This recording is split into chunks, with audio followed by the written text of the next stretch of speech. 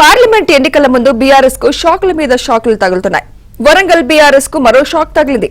Warangal BRS MP Pasunuri Dayakar Congress పార్టీలో చేరారు. ఈ మేరకు ఆయన సచివాలయంలో సీఎం రేవంత్ రెడ్డి సమక్షంలో హస్తంగూటికి చేరుకున్నారు. వరంగల్ పార్లమెంట్ సీటు విషయంలో కేసీఆర్ మాదిగలకు అన్యాయం చేశారని పసునూరి తీవ్ర అసంతృప్తితో ఉన్నారు. ఈ నేపథ్యంలో ఆయన సీఎంను కలిసి కాంగ్రెస్ పార్టీలో చేరారు.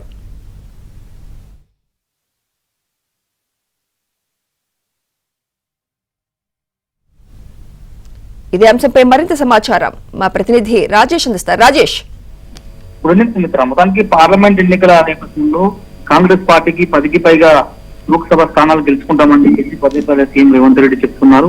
దానిలో భాగంగా ఎన్నికలలో సీరియస్ గా రాజకీయ సమీకరణలు అన్ని కూడా మారుతున్నాయి. ఒకవైపు బీజేపీ, కాంగ్రెస్, అదేవిధంగా బీఆర్ఎస్ పార్టీలు, 3 పార్టీలు ఈ పార్లమెంట్ ఎన్నికలు చాలా సీరియస్ గా తీసుకుని గ్రౌండ్ లోకి వెళ్తున్నటువంటి సందర్భంలో కాంగ్రెస్ పార్టీ ఒక పొలిటికల్ స్ట్రాటజీని అయితే అమలు చేస్తుందని చెప్పాలి. ఎందుకనంటే ఈ మధ్యకాలంలో ఉమ్మడి వరంగల్ జిల్లాలో చాలా మంది నేతలు కాంగ్రెస్ పార్టీ వైపు చూస్తున్నారు.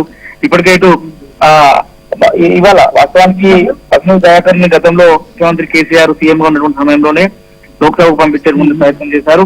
దానిలో భాగంగా సిట్టింగ్ ఎంపీగా ఉన్నటువంటి పసునూరి దయాకర్ మొదటి నుంచి కూడా 2014 నుంచి కూడా ఇప్పటి వరకు పూర్తి స్థాయిలో మాదిగ సామాజిక వర్గానికి అన్యాయం జరుగుతుందని చెప్పేసి బయట బాహాటంగానే చెప్పుకునే ప్రయత్నం చేశారు. 2014లో డిప్యూటీ సీఎం హోదాలో తాడికొండ రాజేని నియమించినటువంటి కేసీఆర్ ప్రభుత్వం కేవలం నెల రోజులు గడవకుండానే ఆ పోస్ట్ నుంచి తీసివేసేటువంటి ప్రయత్నం చేశారు.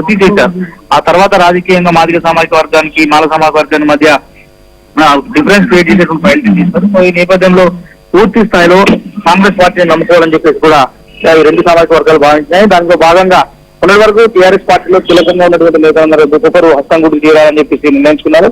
దానిలో భాగంగా పసునూరి దయాకర్ ఇవాళ సచివాలయంలో రేవంత్ రెడ్డితో ప్రత్యేకంగా భేటీ అయ్యారు. ఈ పార్లమెంట్ ఎన్నికల నేపథ్యంలో ఒక్కొక్కరుగా గతంలో కూడా కడియం చేయడానికి మంత్రి పదవి ఆఫర్ చేస్తే కాంగ్రెస్ పార్టీకి వచ్చేందుకు సిద్ధంగా ఉన్నట్టుగా జోరుగా ప్రచారం సాగింది కాంగ్రెస్ పార్టీలో.